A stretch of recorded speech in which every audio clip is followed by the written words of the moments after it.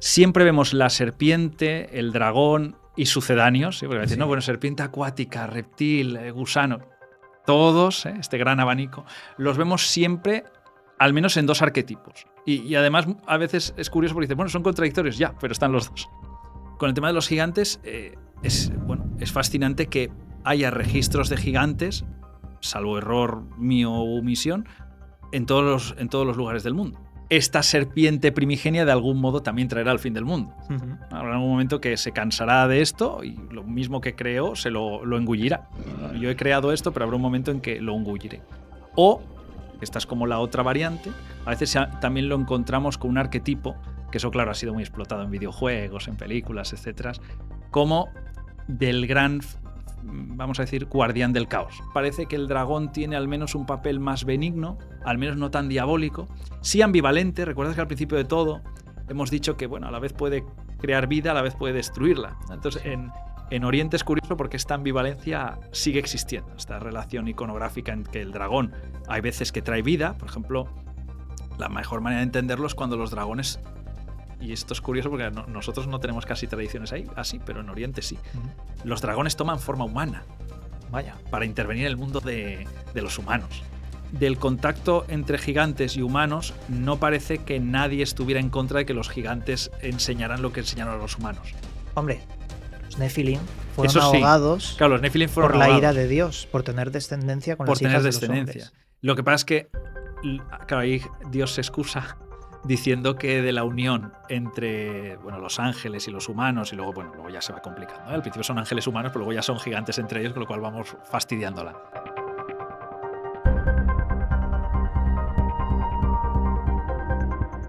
Dragones, gigantes, mitología antigua, leyendas que han calado en el inconsciente colectivo. Vamos a hablar de todo esto y del símbolo antiguo. Y para ello tenemos a Pablo Ruiz. ¿Qué tal estás, amigo? Hola, encantado de estar aquí, de hablar de estos temas, que son tan interesantes y casi inmutables, ¿no? Es algo que queda en la mente colectiva y siempre acabamos volviendo, sea el siglo que sea. Son esos mitos primigenios que nos van acompañando. Claro, porque siempre que observamos mitos modernos o historias modernas, beben de ese significado antiguo, ¿no? Como que hay un arquetipo que siempre se repite. Antes de empezar a tratar toda esta temática, me gustaría que nos dieras tus métodos de contacto para que la gente pues sepa dónde te pueden encontrar. Perfecto, pues mira, soy Pablo Ruiz Osuna, llevo varios años trabajando el tema de la mitología, pero actualmente sobre todo el método de contacto más sencillo, porque los demás, pues Facebook ha cambiado mucho, en fin, es a través de Instagram, que es Pablo Ruiz Escritor. Ahí me pueden encontrar, ahí ven pues eso, toda mi investigación, hay links a mis libros, a mis papers en abierto, para el que quiera, más académico, ¿no? Pero claro, también para el bien. que quiera, están en abierto y es el mejor método, es el que más a menudo miro. Y luego el que dice, pues me apetece más, ¿no? Pues sí. Tengo un pequeño blog en que voy subiendo pues versiones, vamos a decir, más largas de lo que no te deja Instagram, por decirlo de alguna manera, ¿no? Que ahí es guía de los seres mitológicos.com. Y ahí, pues eso, ya hay historias para el que dice, no, es que esta historia quiero saber de la A a la Z, cada detalle, pues ahí lo puede mirar. Y por supuesto también tiene un directorio que redirige a mi propio correo. Con lo cual, en cualquiera de los dos, yo encantado de comentar. Muchas veces me envían alguna experiencia que han vivido y quieren que yo le dé un sentido, claro, como más mitológico o igual histórico. Claro. Y esto ha pasado alguna vez en la historia, ¿qué significado tenía? Pues cualquiera que tenga ese interés, pues ahí me puede encontrar. Muy bien. Yo la primera vez que te vi en las redes sociales, vi unos fragmentos que hablabas mucho sobre el poder del símbolo como el dragón. Y claro, el dragón, según mis investigaciones, siempre se asemeja mucho a la serpiente y en la cultura sumeria la serpiente nace como uno de los primeros mitos sobre el vampirismo. Pero yo te quiero preguntar, y empezando por este símbolo sobre la serpiente y el dragón, ¿qué es lo más destacable o el por qué siempre que vemos un dragón o incluso un dinosaurio en las películas y demás, por qué nos deja cautivado? ¿Qué hay detrás, más allá del aspecto y enfocándonos más al símbolo? Claro. Bueno, el aspecto es yo creo que es el más sencillo de ver, ¿no? Tiene una mirada cautivadora, una mirada que se supone envenenadora, incluso se les suponía hipnóticos. Entonces, ya si uno mira a cualquier reptil, parece que le puede hipnotizar. En realidad no es así, pero ¿no? Digamos que poco a poco eso ha calado en el subconsciente, si lo queremos decir así, colectivo. Ahora, si vamos no en la parte física biológica, sino que vamos a ver esa especie de mito primigenio, ese arquetipo que se va a ir repitiendo con pequeñas variaciones, como uno dirá, bueno, pues no es lo mismo, ya, pero con pequeñas variaciones va cambiando.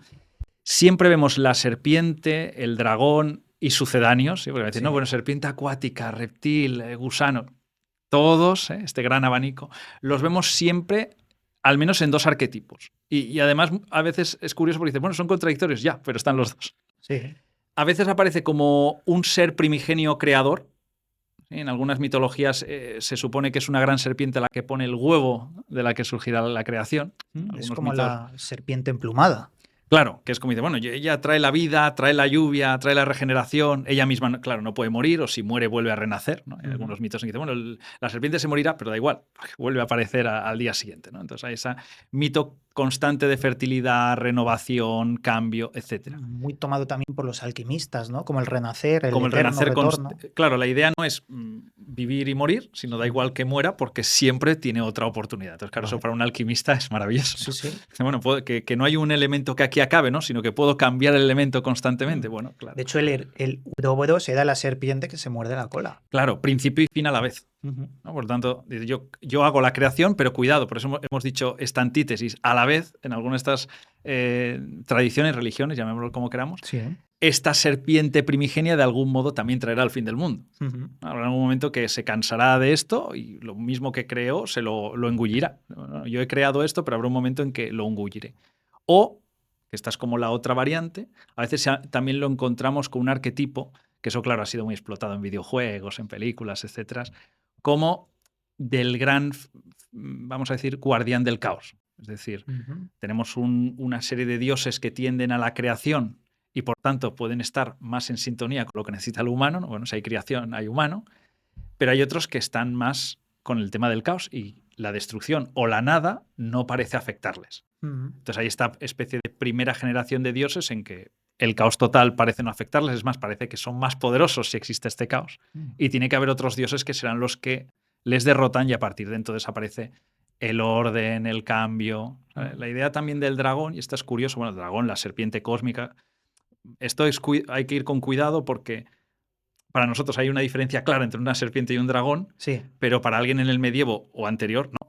Claro. Dice, bueno, que es un dragón y te diría, bueno, pues una serpiente con alas, o una serpiente que vuela, o una serpiente inmortal. No habría esa diferencia. Bueno, pues en esta cosmogonía infinita de infinitos reptiles, pues este dragón parece que puede reinar para siempre, siempre y cuando no aparezca esta nueva generación de dioses, que es cuando cambian todo, ¿no? Me recuerda mucho a Apophis. Apophis, como dios serpiente del caos egipcio, trae la destrucción. Y es como esa antítesis que comentabas, es el caos encarnado. Claro, es el caos encarnado que, fíjate, quiere devorar todo, incluso quiere devorar la propia luz. Sí. Ra intenta protegerse como buenamente puede. Y fíjate una cosa curiosa, ella no solo es eterna, bueno, porque de acuerdo a la leyenda, Ra cada día consigue vencerla, ¿no? Sí. En su gran barcaza, por cierto, a nivel iconográfico precioso, ¿no? Esa escena de esa gran barcaza dorada y él trae la luz, ¿no? Claro, la luz entendida como esperanza, ¿no? Para la humanidad, para la creación. Sin luz muere todo, ¿no? Entonces, claro. Si el dragón, en este caso la serpiente, quiere devorar la luz, quiere devorarlo todo, quiere devorar el principio también, ¿no? Pero Ra siempre la derrota, pero da igual, porque la siguiente noche vuelve a estar ahí. Sí, es un mal durmiente que nunca puede ser abarcado. De hecho, la diferencia, digamos, entre los dioses de la creación, si queremos decir así, o a veces se les presenta como dioses de la civilización, ¿no? Dice, bueno, puede pensar en Zeus, puede pensar en el que quiera. Y estos dioses del caos, es que los dioses del caos por naturaleza son inmovilistas. Claro, plantean un estado plano de la existencia. Este es el caos, no hace falta nada, ¿no? En cambio, Zeus y compañía es como, bueno, de la razón, del cambio, del movilismo. En cambio, el dragón, el inmovilismo. Es como la gran amenaza durmiente o la gran potencia que no necesita nada más que ella misma, ¿no? Claro. Yo estoy bien devorando todo, incluso el caos, y a mí no me afectará que no haya nada. Podríamos decir que es como el arquetipo que se da cuando hay estos dioses primigenios. ¿Cuál dirías que son los dioses más antiguos de la Tierra? Porque vemos muchas similitudes con la cultura de la diosa madre, ¿no? Las Venus. Claro. Para mí es de los más antiguos, pero ¿tú crees que hay algo parecido al mito de los primeros dioses serpiente? Porque algo he escuchado y he leído.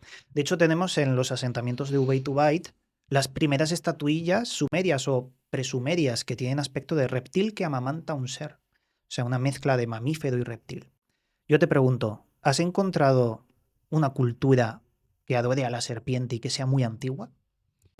Sí, obviamente en algunos casos hay que matizar si era adorada como Dios, sí, o si era adorada como un ser que per se le consideraba como lo que hoy consideraríamos un exvoto, aunque no quiero tampoco utilizar términos más modernos, Nah, ¿no? tú usa los términos que quieras. Pero es decir, en muchas culturas aparece la idea de que las serpientes atraen la fertilidad. Sí. Incluso había la tradición, incluso en zonas de la antigua Grecia y compañía, de una mujer que estuviera parturienta, pues frotarle una serpiente por encima Anda. con la idea de que el parto fuera mejor. Con lo cual se le suponían. Por eso digo que habría como 2 o 3 vías. Una primera, la más sencilla, no hace falta que busquemos un dios, sí, pero sí la creencia en que ese animal tiene propiedades mágicas, mistéricas, alegóricas, más allá de un animal. Una serpiente dice, bueno, pero no hace nada. Bueno, esta gente sí creía que podía, ¿no? Por ejemplo, había otras que era ver una serpiente en determinada situación podía significar que una batalla se iba a perder. Entonces, también la idea de que las serpientes de algún modo pronostican el futuro. ¿Sabes? Una serpiente roja podía significar no entremos en batalla hoy porque la diosa tal no ha enviado este presagio. O sea, la idea de que las serpientes también al servicio de los dioses haciendo un presagio. Y hay veces que prácticamente, como decías tú, vamos más allá. Es a la serpiente la consideramos un dios o una criatura al servicio de un dios.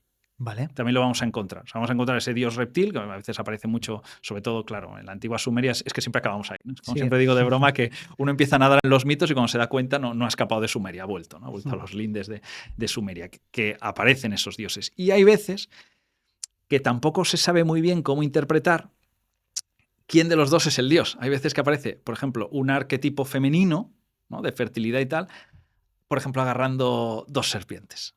Vale. Entonces esas 2 serpientes están a su servicio o ella es una sacerdotista que está al servicio de las serpientes. Sí. Claro, sin tener el texto adecuado que te diga qué significa eso, pues bueno, lo has de coger con pinzas. Pero sí parece que este culto a la serpiente aparece en época muy tardía.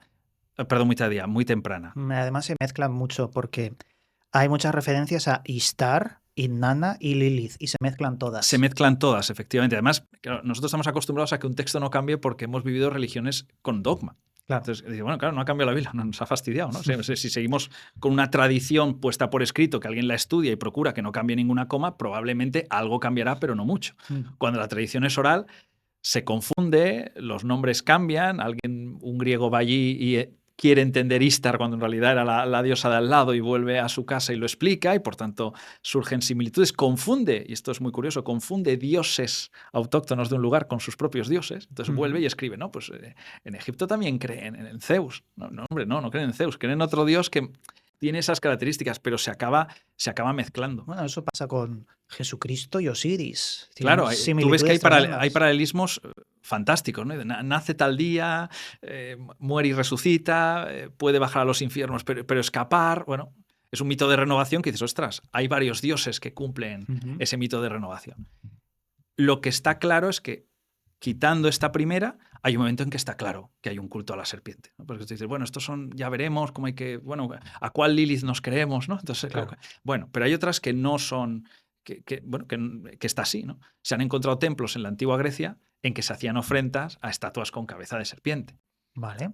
Y la idea de estas serpientes, porque claro, hoy nos parecería esto aberrante, ¿no? Completamente. Pero en las mitologías antiguas se le podía rezar a un dios del mal. Tampoco me gusta decir del mal porque no sé si tenían este concepto tan separado como nosotros, pero a un dios que dices, oye, pero si es un dios devorador, si es un dios de la guerra, si es un dios que va contra los humanos. Bueno, la idea era apaciguar a ese ser mediante una ofrenda. Y bueno, yo sé que tú necesitas destruir, yo sé que necesitas devorar, etcétera, etcétera. Bueno, yo te dejo aquí esta ofrenda y confío en tenerte de mi lado, ¿no?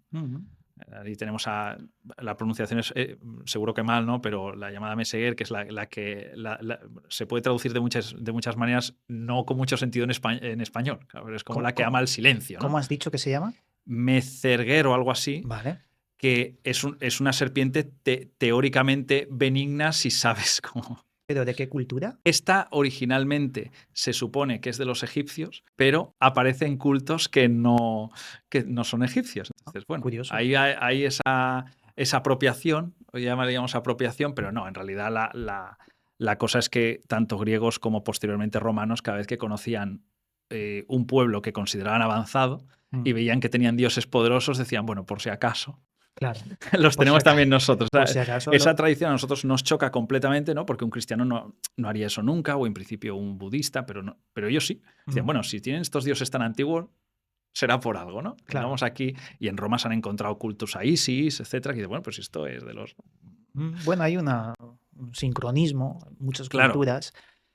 Yo quiero ahora centrarme en la parte de el jardín del Edén, la serpiente. ¿Por qué se relaciona con el vampirismo? Porque hay mitos hebreos de otra versión del jardín del Edén en la que aparece Lilith, que es expulsada y tiene una descendencia con Samael, creo recordar, según la mitología hebrea, aludiendo a que serían los primeros vampiros, pero que tenían ese aspecto de serpiente y no solo eso, sino que fueron también creados por la propia serpiente. ¿Qué relación hay de la serpiente, el vampirismo, el jardín del Edén? claro. Bueno, para empezar, el tema de la serpiente es muy complicado, al menos estudiarla desde el punto de vista puramente teológico. Si lo haces mitológico es más sencillo, ¿no? Como todo. Pero puramente teológico es un personaje que difícilmente encaja dentro del resto del canon. Claro. Primero, teóricamente es un animal, pero habla, con lo cual ya no, la propia teología te dice que eso no es posible, ¿no? Que los animales no hablan. En otras tradiciones africanas, etcétera, sí que suelen hablar, ¿no? Los animales, las típicas fábulas. Pero no es así en la teología. En la teología los animales no hablan. ¿Por qué? Porque se supone que la diferenciación, hoy diríamos la consciencia, pero esto es muy moderno, ¿no? En tiempos decían, bueno, ¿qué diferencia al hombre, ¿no? del resto de lo creado y por tanto está más cerca de Dios? Bueno, pues que puede hablar. Entonces, que aparezca un ser que puede hablar es muy perturbador hasta cierto modo, porque no encaja como humano, no encaja como creación. Bueno, este ser, ¿qué es? Sí. Además, se le cita como uno. Porque claro, hoy hay serpientes, pero ahí se le dice la serpiente. Vale. Dice, era la más sabia del lugar. Digo, ¿cómo puede ser la más sabia del lugar si solamente está Dios y los hombres? ¿No? Digo, bueno, esto ya empieza feo. Uy, ¿no? es verdad, no lo había pensado así. Es la más sabia del lugar. Digo, bueno, ¿en qué O sea, basas su más, sabiduría? más ¿no? que Dios. Eso es lo que queda ahí entre, dices, bueno, por lo menos más sabia que los humanos, seguro, pero ¿cómo? Siendo una serpiente sería imposible, o solo una serpiente. Sí, Ahí es sí. donde empieza, digamos, el marrón. ¿No tenía patas? Claro, ese es otro de los, no sé si llamarle marrón 2, entre comillas, pero cuando se le castiga, es curioso que, hombre, a ver, que te aplastará la cabeza si es un castigo. Pero la Hombre. otra, ¿no? Que le dice, bueno, arrástrate. Digo, bueno, ¿por qué? Pues ya se arrastra, ¿no? Es como si dices, bueno, humanos, respira. Y dice, bueno, yo ya respiro. Bueno, significa que no iba arrastrándose, que era bípeda, que O tenía otro sea, aspecto. antes del castigo era un ser reptiliano o algo Claro, así. claro, ahí está el problema que hay gente que dice, bueno, eso significa que sí había reptilianos. Digo, bueno, no lo sé, pero desde luego no se arrastraba. Eso interpretémoslo como podamos, parece la mitología. Te escribe el cuento y dice, Y tú ya verás está. cómo lo quieres, ¿no? Pero es muy difícil de interpretar. Luego, por eso quizá se le comienza a asociar con el tema de vampirismo, con el tema de la muerte, etcétera, etcétera. El secreto que le da, en este caso a Adán y Eva, pero bueno, es una alegoría de los hombres. No, es que eso, bueno, no sabemos si había 22, pero bueno, es una alegoría. Es que le da un secreto que tiene que ver con la vida o la muerte. Por eso ese episodio, a ver, que es muy bonito porque está en el Edén, en realidad tiene funestas consecuencias para los humanos, ¿no? Porque se suponía, y esto también lo vemos en la mitología griega, muy bien explicado, que algunos secretos de la vida solamente podían saberlo los muertos o criaturas asociadas al inframundo, a la muerte, al mal. Entonces, cuando Odiseo quiere tener un secreto, ¿qué tiene que hacer? Meterse en el Averno, jugársela y que los muertos le digan dónde fue a parar no sé qué y cómo puede y quién es el que le odia, ¿no? Y dice, bueno, te odia tal persona. Y bueno, ¿cómo lo sabes? Porque estoy muerto. En este caso, ¿cómo se supone que lo sabe la serpiente? Bueno, pues que tiene inclinaciones, hoy diríamos diabólicas, podemos decir en términos mitológicos, funesta, asociado al mundo de la muerte, funesta. Primera característica para que pueda ser asociada al vampirismo, etcétera, etcétera. El fruto que les da es, ya sabes que hay diferentes versiones. En no todas las versiones la serpiente queda tan mala, ¿no? En la que nos ha quedado como canon, cuidado, sí, ¿no? sí. Pero en otras es un poco ambiguo la lectura. Hombre, lo que sé es que no fue una manzana. Claro, o sea, la manzana al final es lo que nos ha quedado, pero no sabemos si el fruto hace referencia a una alegoría de un mensaje. A veces el fruto es simplemente como un mensaje, ¿no? Otros dicen que podría haber sido la ambrosía, que puede ser un secreto, que puede ser, igual que pasa luego con la mitología, que a veces un hada le regala un anillo aparentemente banal, ¿no? De bronce, desgastado, pero resulta que te hace invisible. Y dices, bueno, Sí. cuidado, no era solo un anillo. Bueno, pues en este caso dices, bueno, imaginemos que es solo una manzana. Bueno, no es solo una manzana, es algo más, es un mensaje o en este caso un regalo. Lo que pasa es que ese regalo a la vez es envenenado. Ujú. Por una parte nos va a hacer más sabios, nos va a abrir, pero claro, ese conocimiento vedado a cambio a que nos lleva a la muerte. Ujú. Teóricamente, antes de ese mensaje éramos inmortales. También supongo que profundamente estúpidos. Entonces, Sí. hay esa ambigüedad de decir, bueno, ¿soy inmortal o estúpido o Bueno, mortal y avanzado? ¿No? Pues bueno, el quizás humano quiso pecar, ¿no? quizás el regalo fue el raciocinio, pasar Claro, de animales a seres racionales, a ser con lo racionales. que conlleva la maldición del propio raciocinio, Exacto. que es la muerte, la destrucción, la guerra. Claro, bueno, incluso ahí aparece el concepto de vergüenza. Mm. Que vergüenza, sexualidad, fíjate, ya va saliendo por ahí, ¿no? No sabían que estaban desnudos, de repente están desnudos, se quieren tapar, se miran y reconocen que uno es hombre y que otro es mujer. Hasta entonces no sabemos. Ujú. Dice su compañera, pero no sabemos si era una compañera, bueno, que digamos que intimaran, quizás solamente era compañera que hablaban, porque si nunca se habían dado cuenta que estaban desnudos, es imposible pensar que quisieran reproducirse. Claro. Tampoco hubiera habido más humanos. O sea que Ujú. ahí vemos que el regalo de la serpiente es transgresor, pero en cierto parte también liberador. Ujú. No obstante, todos sabemos el mito, sabemos cómo acaba. La serpiente acaba castigada. Sí, en algunos casos esa serpiente está muy ligada a Lilith. A veces es la propia Lilith. Hay una especie de confusión, ¿no? Sí. Porque por un lado está lo de la manzana, pero por otro lado también está la teórica primera esposa de Adán que no quiso someterse y por tanto fue castigada. Ujú. Pero fíjate, al ser castigada y al tener que buscar otra estirpe, esa estirpe estará manchada porque sale de no querer someterse a un teórico orden que había estado. Claro, lectura claramente patriarcal, ¿eh? No se ha querido someter a Adán, por lo tanto, tiene que ser mala mujer seguro.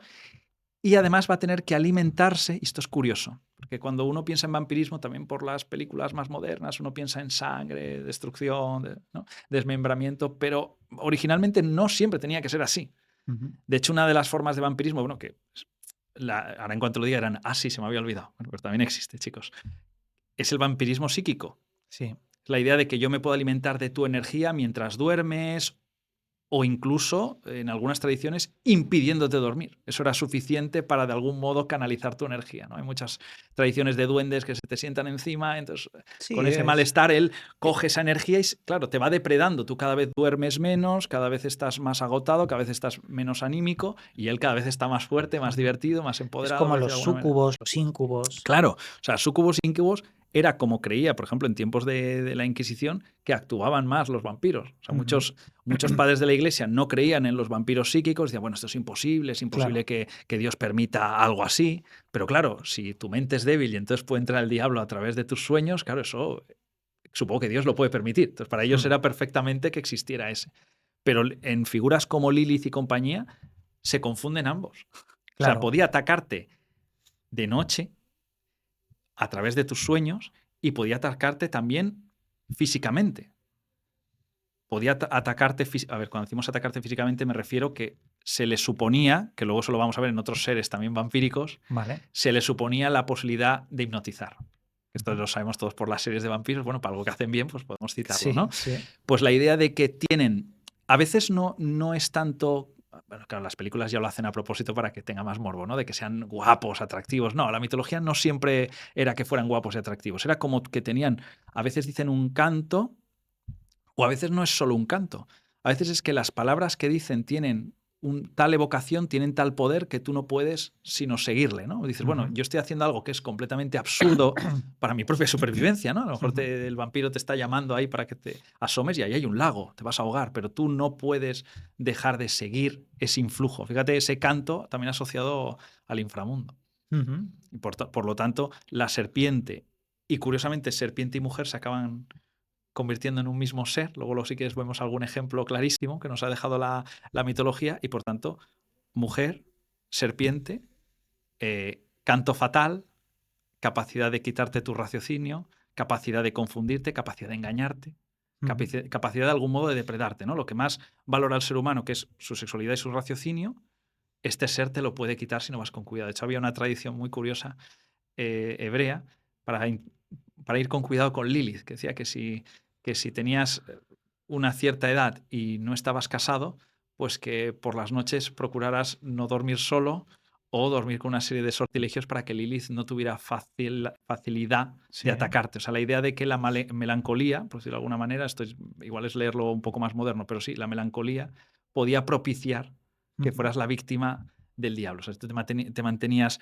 vamos a decir, estable, sereno, hoy diríamos temeroso de Dios, ¿no? En estas palabras, era más difícil que estos seres pudieran atacarte. Pero si no, era, bueno, eso que hemos dicho, igual que al principio había esos dragones que nunca duermen, que nunca descansan, bueno, tú cuidado porque te has salvado de Lilith hoy, pero es un mal que nunca duerme, con lo cual ten cuidado de flaquear, ¿no? También cumple un poco papel político, o sea, compórtate de una determinada manera, sigue el credo de una determinada manera, cásate a la edad que toca, ¿no?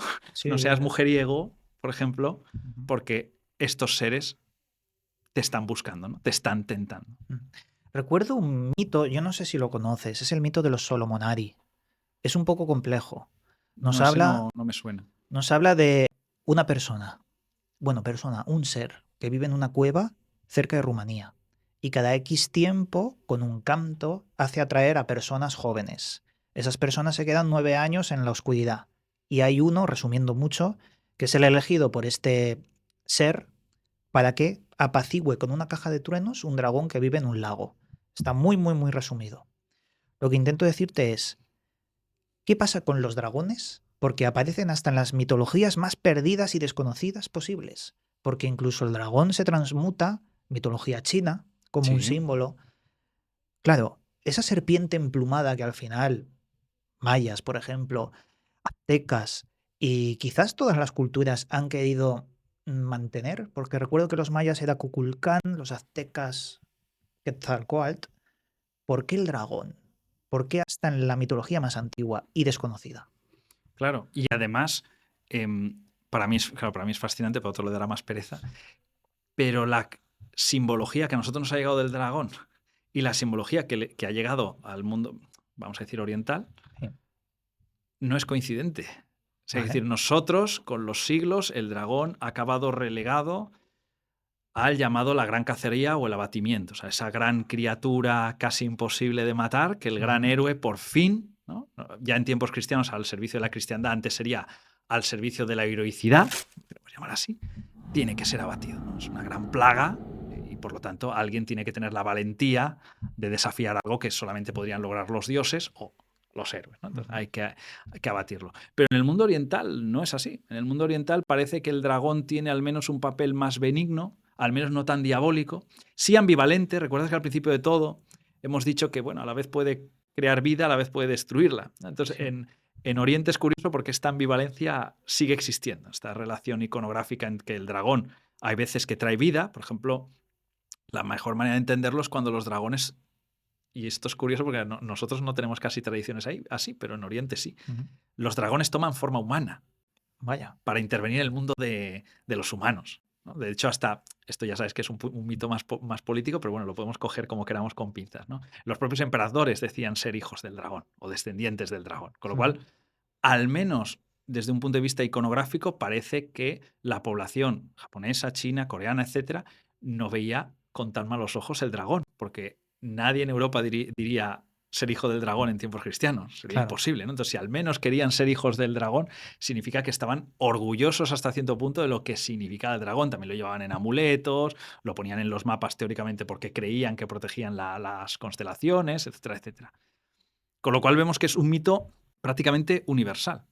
No hay cultura que no tenga de algún modo una gran serpiente, un gran reptil, un gran dragón, al menos, o una gran serpiente de agua. A veces hay algunos que es, bueno, pues la gran serpiente que regurgitó algo y por eso aquí hay vida, ¿no? Pero, y es marina, pero bueno, es un dragón igual. Sí, como el Jormungandr, ¿no? Claro, De dices, los bueno, nórdicos. no es una serpiente. Digo, sí, claro que es una serpiente, solo que está en el agua y luego, bueno, luego en todo el mundo, ¿eh? Ya sabes que la serpiente de Midgard que esta es otra de sus características, no dejan de crecer las Sí. serpientes. Por eso cada vez es un mal más poderoso que algún día no podrás con él. Dice, bueno, Thor puede con ella. Bueno, ahora, sí, en el fin del mundo, pues ya lo veremos. Igual Sí. no.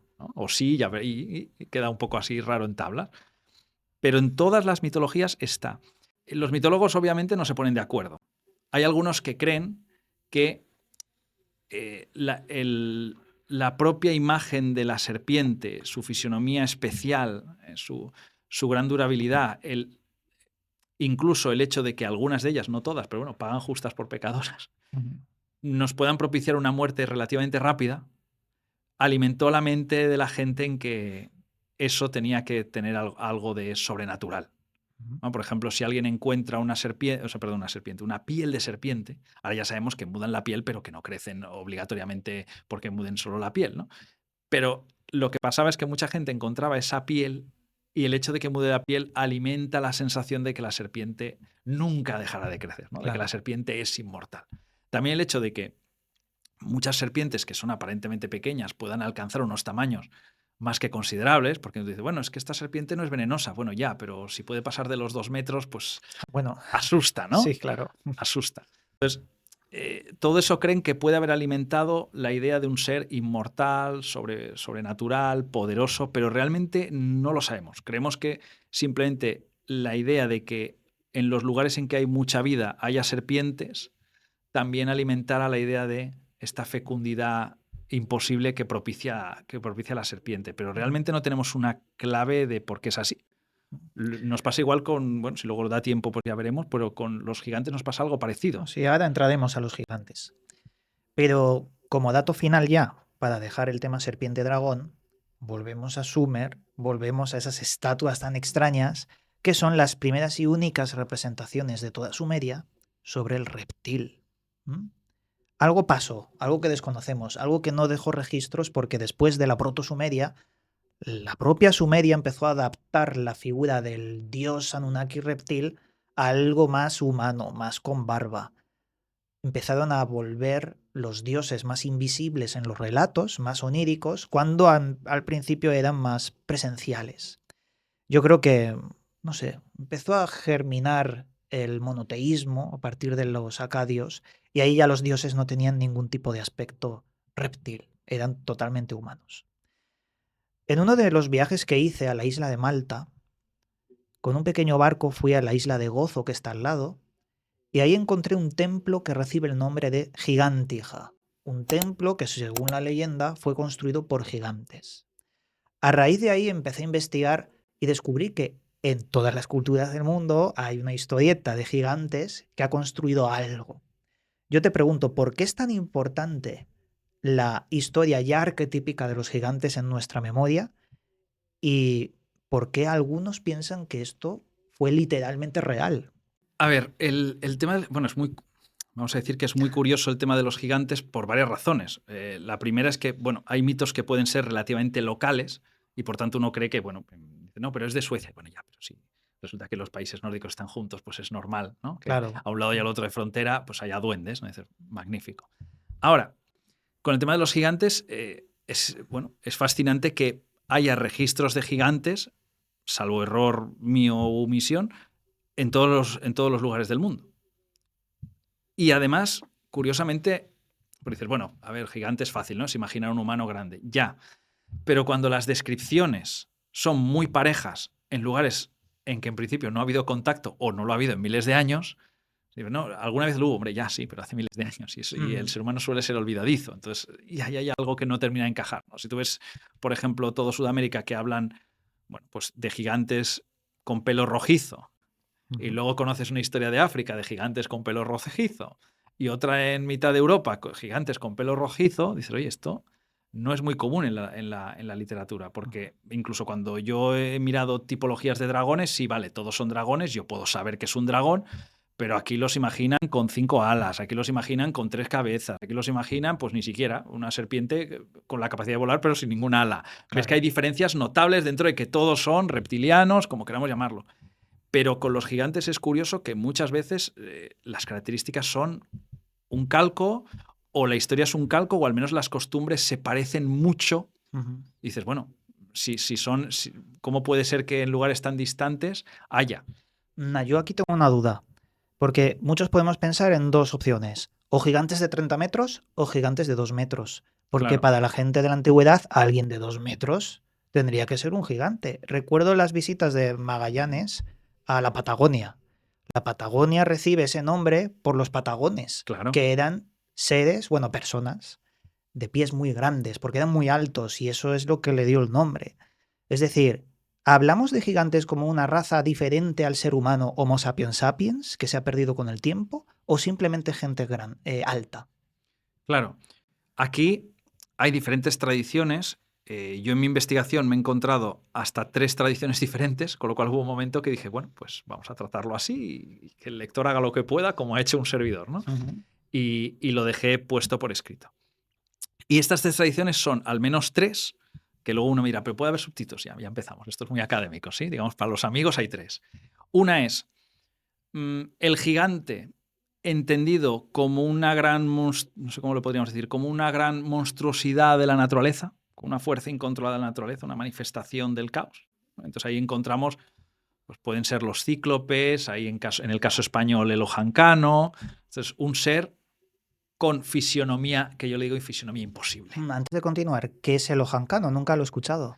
Pues mira, sería, sin quitarle hierro al asunto, pero sería como nuestro cíclope local. Anda, no Sí. sabía. Pues sí, hay unas tradiciones, sobre todo en el norte de España, aunque hay veces que curiosamente parece que se movió. El ojancano, encuentras alguna tradición en Burgos o donde sea, pero bueno, sobre todo en el norte de España, que habla de una especie de gigante ciclopio, siempre con esta fisionomía que yo decía imposible, ¿no?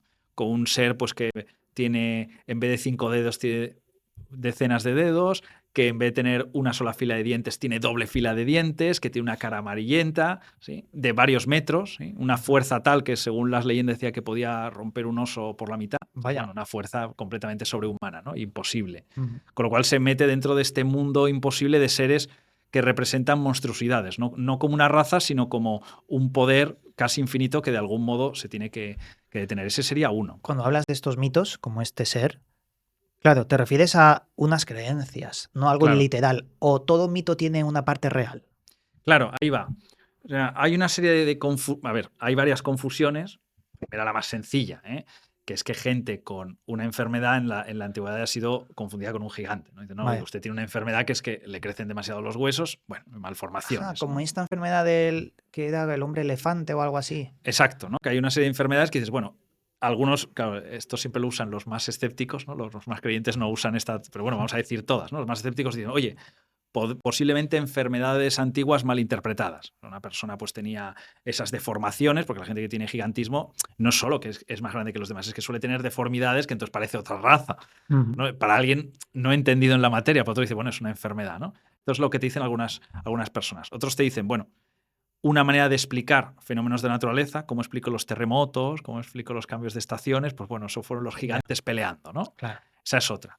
Y luego hay otra muy curiosa y que no tiene nada que ver con todas estas, y son la que más me interesó y pude rescatar en el libro, y es el tema de los gigantes no como una fuerza de la naturaleza, no como un monstruo imposible de imaginar, sino como unas gentes primigenias antes de que apareciera el hombre moderno. Muy bien. Sí, yo me inclino también mucho en eso. Y esta, a ver, hablar de verdad es complicado, ¿no? En el mundo de la antropología, de los mitos, de la historia, etc. Ahora, hay cosas que parecen más verosímiles que otras. Y cuando de un mito no solamente te dicen, pues claro, hay cosas que pueden ser cuentos. Entonces, bueno, me han contado este cuento, pero claro, si no me das más información, esto puede haber sido simplemente creado para entretener o creado con una finalidad política, ¿no? Pues no lee la Eneida, pues va viendo que, en fin, que hay que dejar bien al emperador, ¿no? Entonces, bueno, todo está demasiado bien hilado para que le guste al emperador, ¿no? Sí.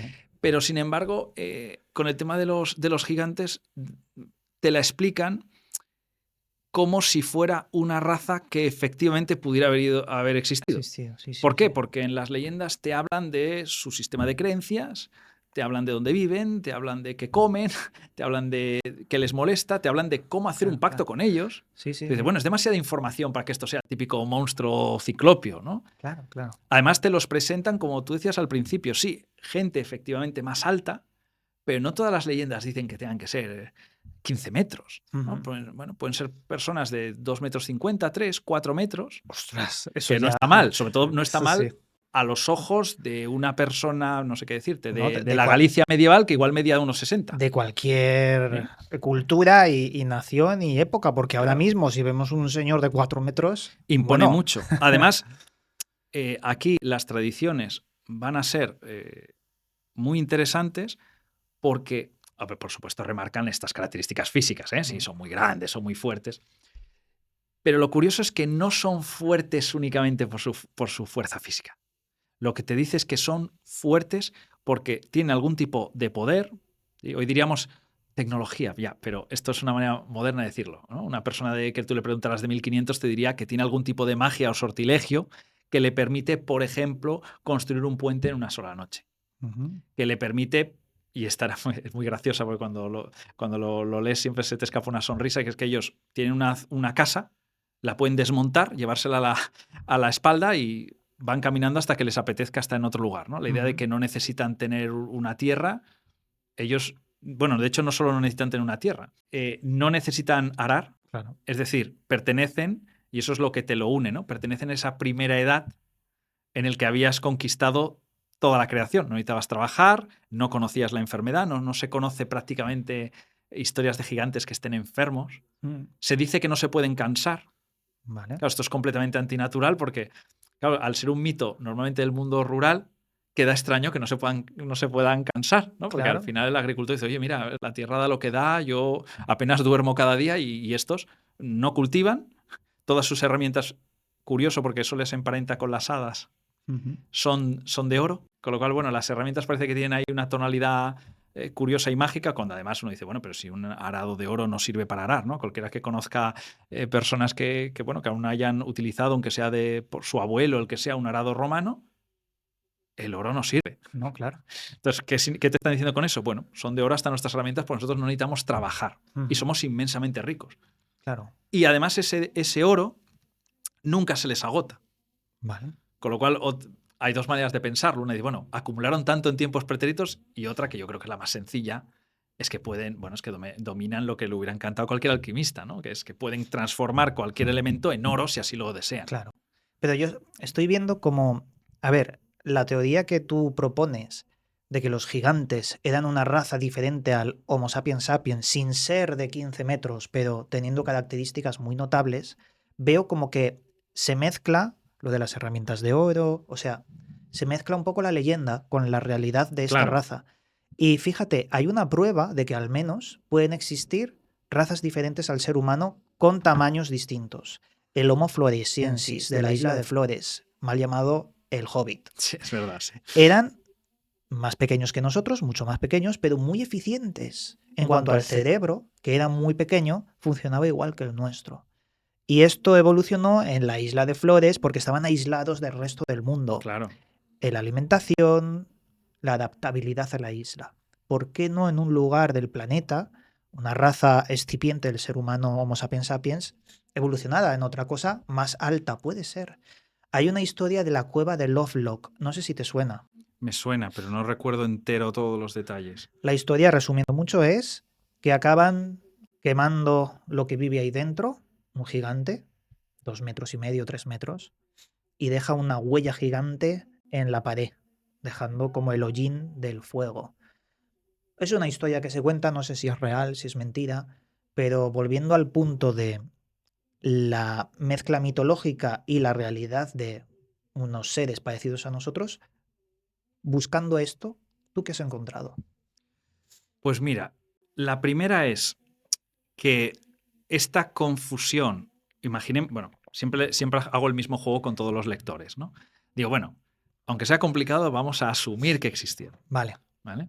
Digo, porque si no, todo el juego bueno, luego sí que lo enseño un poco a cámara, pero todo el juego que hago en el libro sería imposible, ¿no? Decir, bueno, si creemos ya que no existen, pues no nos esforcemos, ¿no? Estos son Claro. cuentos para entretener y ya está. Bueno, vamos a fingir que todos nos creemos sin ninguna duda que existen.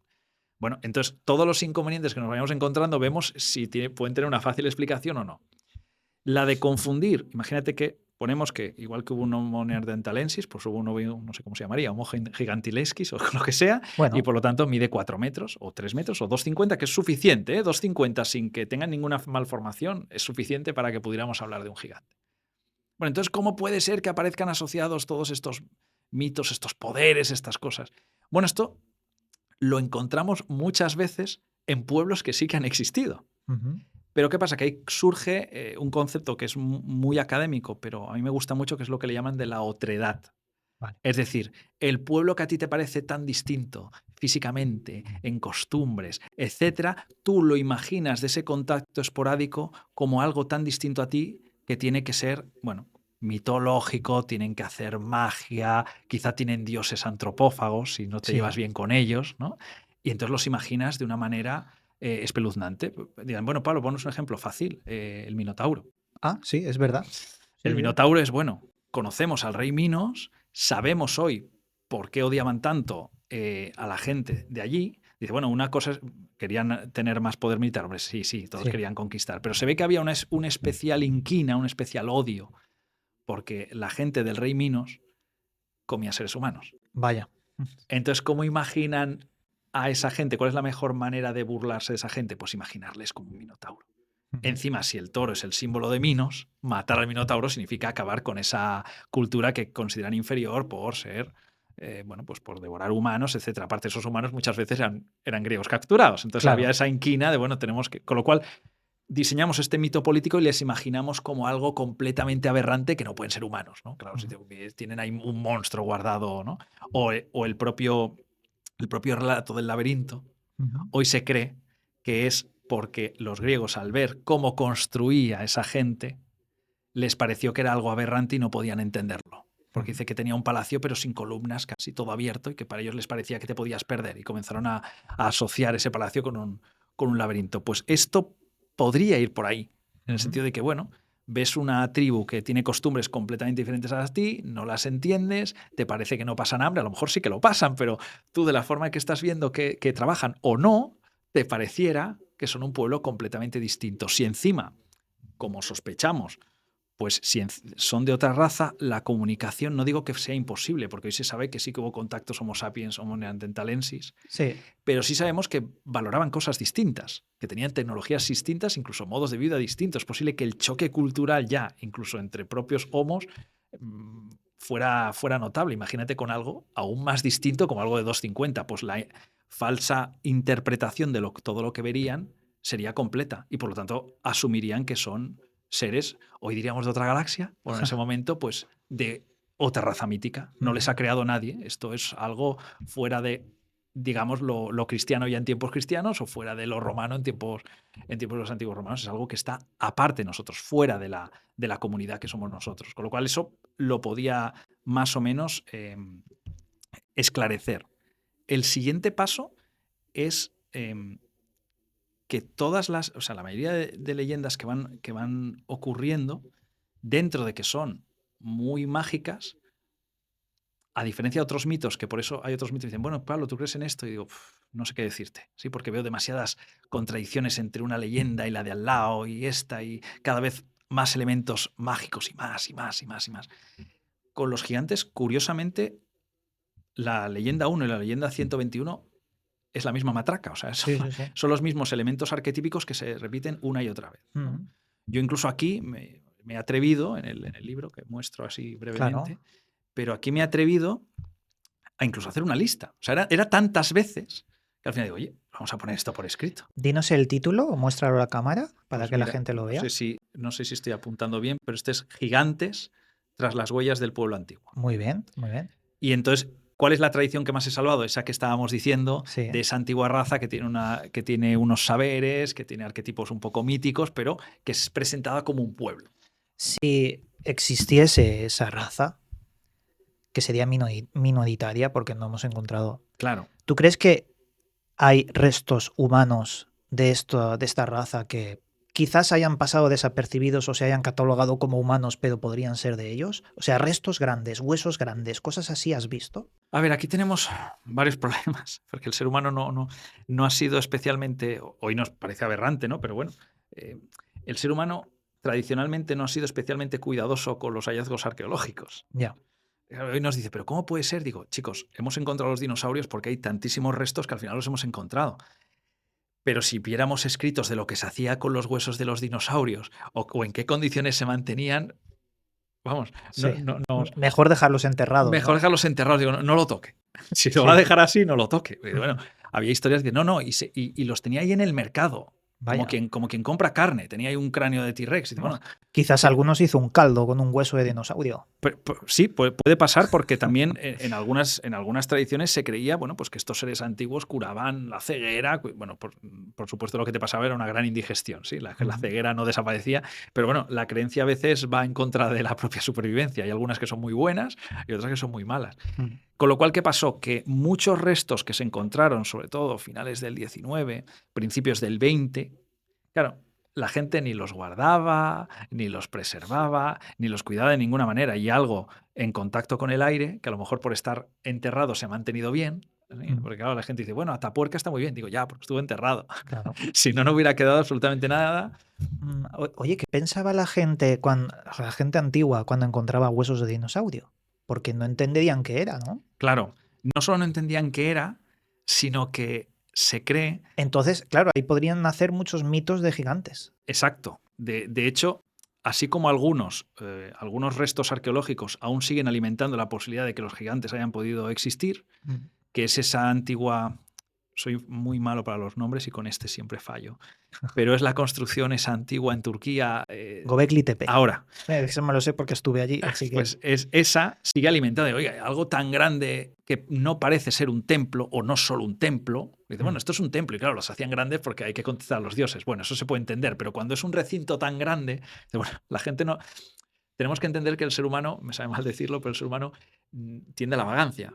Sí. Entonces, solamente gasta energía para algo que que crea que es obligatorio, en el caso de los dioses, porque si no, bueno, pues me castigan. Sí. Pero un recinto tan grande pues ha llamado mucho la atención, con zonas que parecen, siempre lo pongo un poco así porque hay muchas interpretaciones, hay gente que dice todo esto es un cuento, hay gente que.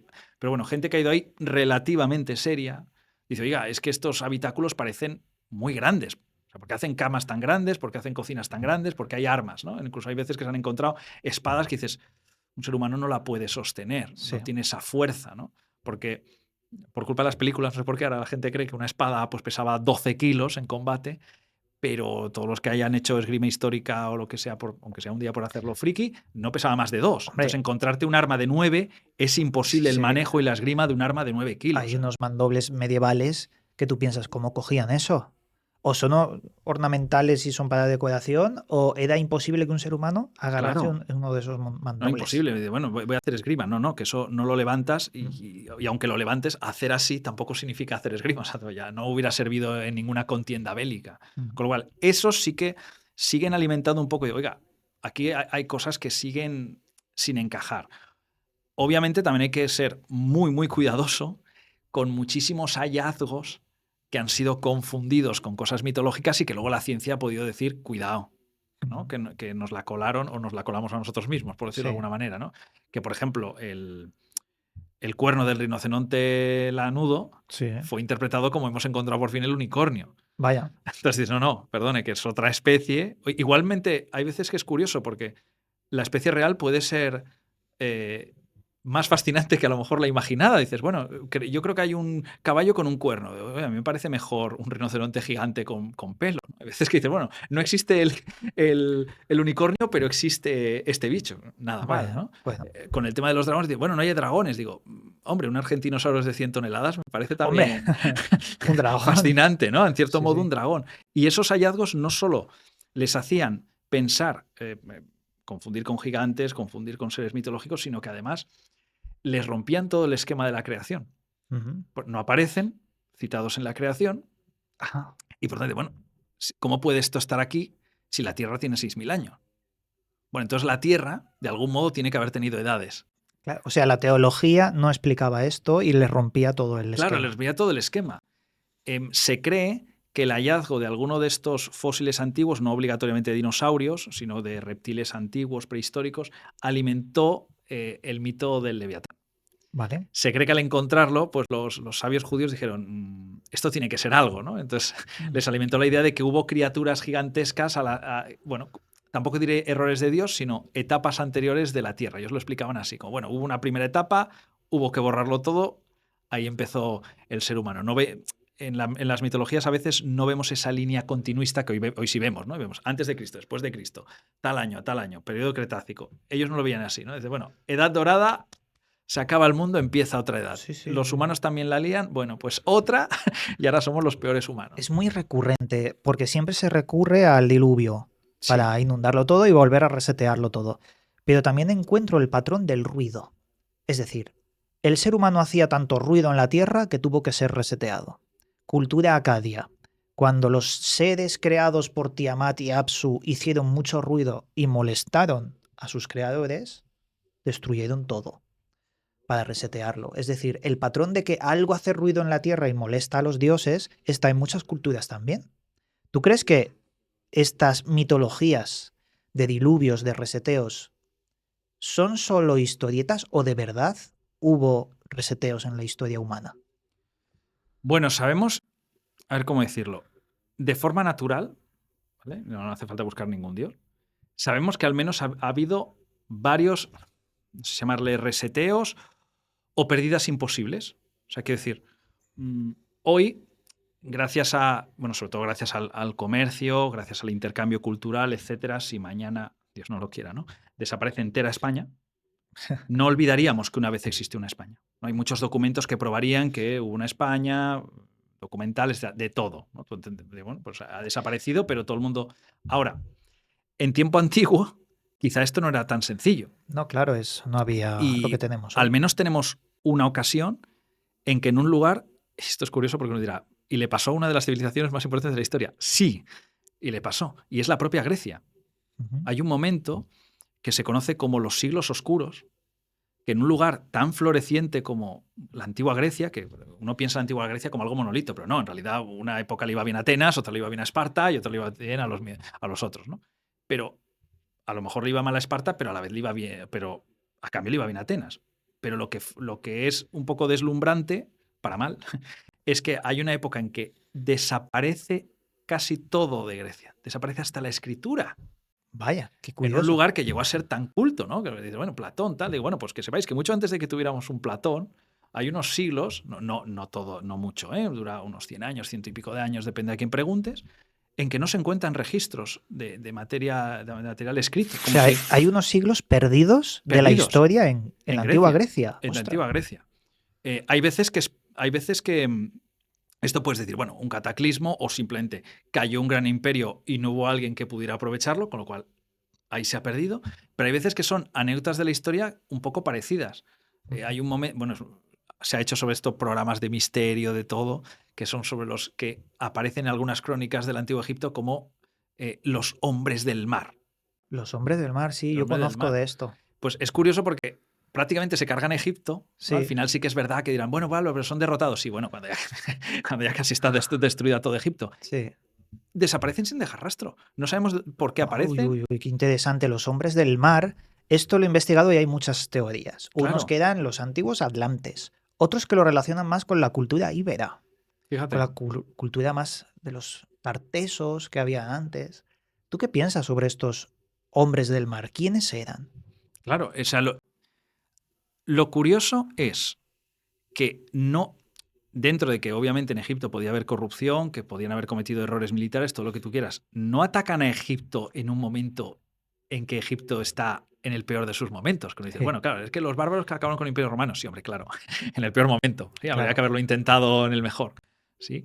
Pero aquí no parece, o sea, tú ves cómo describen las batallas y son batallas cruentas en que parece que el faraón se lo toma en serio, no envía una pequeña avanzadilla, no, son batallas a campo abierto con los famosos carros y todo este rollo, y son arrasados. Con lo cual, la historia parece hablar de un pueblo con una tecnología y una superioridad militar aplastante. Ujú. Y dices, joder, es que en ese momento no hay tantos, al menos contra Egipto. Dices, bueno, si es contra una tribu perdida, bueno, vale.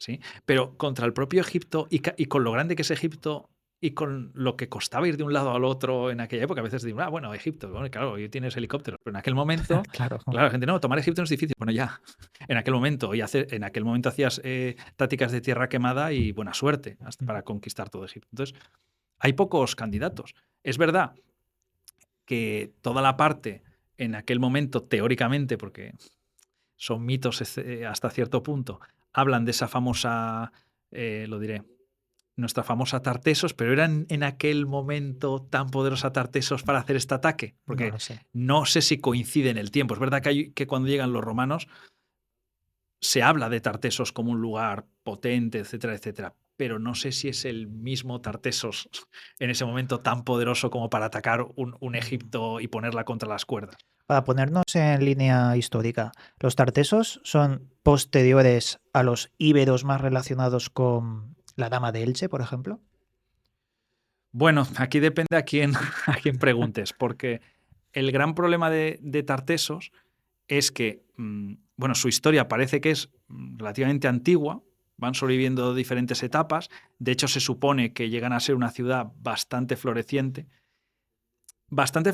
para que entendamos poder conseguir un comercio, toda esa zona, no solo Tartesos, sino toda esa zona mediterránea, un comercio que algunos creen que aparece citado en la Biblia, que vienen barcos de ahí, con lo cual dicen, oye, cuidado, que en un momento en que poco menos que había un comercio local entre este pueblo y el lado, esta gente estaba enviando barcos a la otra punta del mundo en ese momento, ¿no? Dices, bueno, Sí. no está mal comerse todo el Mediterráneo en aquel momento y lo haces en 5 días, pero en aquel momento se necesitaba varios días.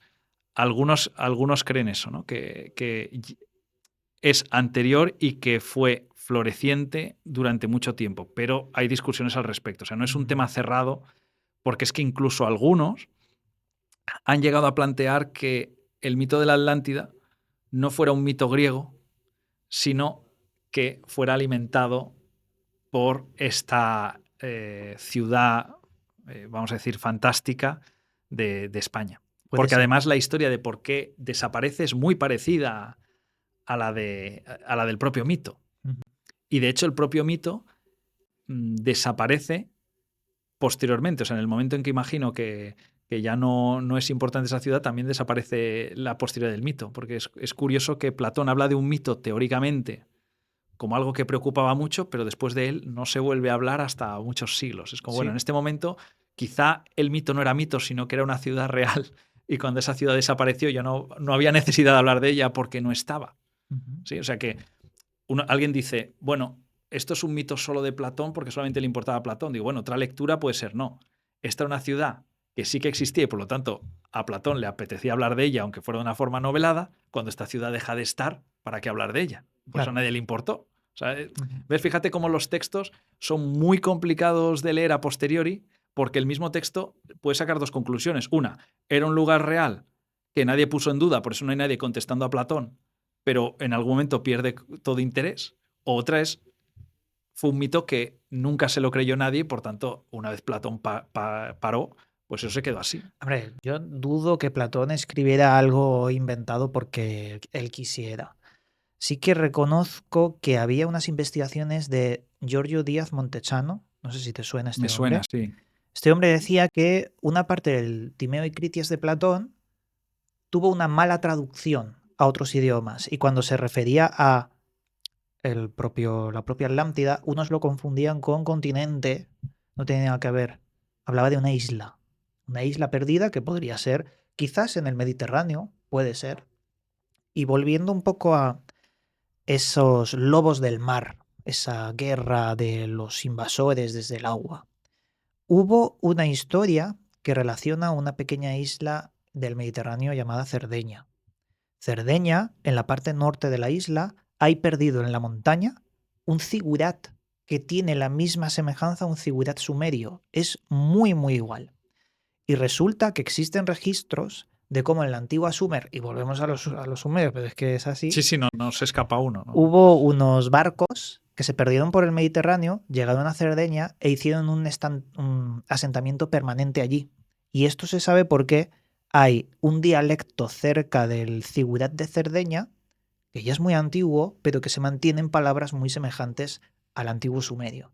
Es decir, con esto te pregunto, ¿tú no crees que hubo un poder desconocido en el Mediterráneo, sea de quien sea, que quizás ahora está bajo las aguas y que se asemeja a la Atlántida? Claro, es que, vamos a ver, la idea de que hubo, que no sé si un poco decir si una primera civilización o primeras civilizaciones que no tuvieron la suerte de ser recordadas, si lo queremos decir así, Sí. al menos ya no puede ser negado por la evidencia. Es decir, porque mucha gente había dicho, bueno, la idea del Edén es imposible. No el Edén me refiero mitológico, sino como lugar. Es imposible, esto es una invención, es una fábula. Bueno, los investigadores comenzaron a buscar y se dieron cuenta de que efectivamente habían existido al menos 2 o 3 candidatos de lugares que habían sido tan fértiles en la antigüedad en que no era necesario trabajar para alimentarse. Entonces, bueno, eso es un Edén. Otra cosa, si hay serpiente, eso no lo sé. Pero la idea de Edén sí que hay. Luego, por ejemplo, la que ya hemos roto desde hace varios años, era la idea de que, bueno, ¿cuándo empieza la civilización? Y íbamos a clase, ¿no?, de historia y nos decían, bueno, Pablo, ¿cuándo empieza la civilización? Y tenías que memorizar muy bien y decir, bueno, cuando se inventa la escritura, ¿no? Porque entonces hay una especie de memoria y eso llega mucho más lejos que lo que puedes hacer solo a nivel oral. Bien. Pero luego te encuentras, vamos a decir, tampoco podemos saber si civilización como tal, pero bueno, te encuentras ciudades sumergidas anteriores a esa época, entonces dices, bueno, o esa gente sí tenía escritura, Claro. esa es opción A, o opción B, consiguieron lo mismo sin escritura. Eso me parece un poco más raro, pero bueno, imposible en principio, yo toco madera, ¿no? No sé si hay tantos imposibles, pero lo que nos demuestra es que en varios lugares ha habido focos, vamos a llamarle así, para que nadie se enfade, focos de civilización. Dice, bueno, lugares poblados en momentos en que se suponía que no podían estar poblados. De hecho, lo sabemos eso con el propio Homo sapiens. Que todos nos criamos diciendo, bueno, les costó mucho llegar a Europa, ¿no? Solamente llegaron en el último tercio y no. Hemos encontrado huesos muchísimo más antiguos de lo que se creía que el Homo sapiens tenía la cultura o los números, o llamamos lo que queramos, para llegar hasta X lugar. Con lo cual dices, bueno, si resulta que el Homo sapiens consiguió llegar 30.000 años antes a un sitio de lo que creíamos, la posibilidad de que hubiera una civilización en vez del 5.000 en el 7.000 no parece tan extraño. No, claro. Cuando además se han encontrado lugares que se suponía, por ejemplo, que no podían tener herramientas de determinado material y las tienen. Que es lo que nos pasó y quedamos un poco, pues eso, a veces te retrata la ciencia, ¿no? Estás muy enfocado en que algo no puede ser y cuando luego pasa, pues toca desdecirse. Pero acuérdate que nosotros cuando estudiábamos era imposible que los neandertales pudieran hacer armas complejas, que era imposible que comprendieran el arte. Eso estaba publicado. Era imposible que entendieran el arte, que probablemente los encuentros hubieran sido solo esporádicos y que no había dejado rastro en nuestro ADN. Eso estaba publicado. Y ahora vemos que no, que efectivamente los neandertales entendían el comercio, que los neandertales, al menos, aunque no fuera igual que el Homo sapiens, hasta cierto punto entendía el arte, porque se decoraban las ropas, llevaban collares o intercambiaban collares, con lo cual significa que le daban valor a los collares. Sí, ¿no? claro, Al menos claro. tienen que entender el arte, sino porque vas a pagar comida por algo que no valoras. Bueno, pues yo creo que con esto estamos, por desgracia, cometiendo el mismo error. O sea, decir, bueno, estamos encontrando edificios que son mucho más antiguos, pero eso no significa que haya civilización. Y bueno, pues Claro. igual significa que sí. Sí. Mira, por ejemplo, Sumer no fueron los primeros. Claro. Tenemos, como bien hemos dicho, Göbekli Tepe, 13.000 años de antigüedad. Pero luego tenemos en la isla de Java, si no recuerdo mal, era la isla de Java, Gunung Padang, 25.000 años de antigüedad. ¿Esto qué quiere decir? ¿Lo hacían sin escritura? Lo dudo mucho, porque hay niveles de una complejidad muy elevada para hacer estas cosas. Gunung Padang es una pirámide invertida, cavada en estratos de lava que fueron posteriores, por eso se sabe los 25.000 años. Es decir, la historia aún no la conocemos y desgraciadamente se pierde con el tiempo. Claro, no, ese es otro. Mientras tú, había una frase que era muy curiosa, que era, la vida es lo que sucede mientras estás ocupado haciendo otras cosas, ¿no? Sí. Pues con la historia hay algo parecido. Mientras estamos preocupados de si hay un neandertal, que si hay un eslabón perdido, que si hay no sé qué, esa piedra ya se está perdiendo. Y cuando alguien quiera ir a leerla, pues ese símbolo está borrado. Claro. ¿no? Por desgracia, eso nos ha pasado tantísimas veces de, bueno, creíamos que... Piensa que una gran parte del conocimiento antiguo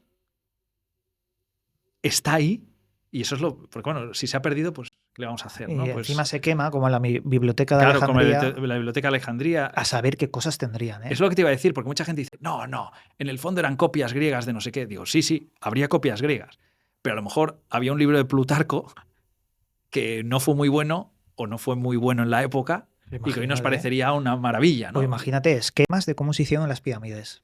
Claro, Podría haber estado ahí. podría haber estado Perfectamente. ahí. O sea, al final no hay motivo por el que pensar que en estos lugares se ha perdido mucho más que lo que conocemos. De hecho, suele ser la tónica. Ujú. Al final, ¿por qué sabemos, entre comillas, cada vez más de los dinosaurios? Bueno, porque estuvieron tantos cientos de miles de años que al final algo tiene que quedar. Ujú.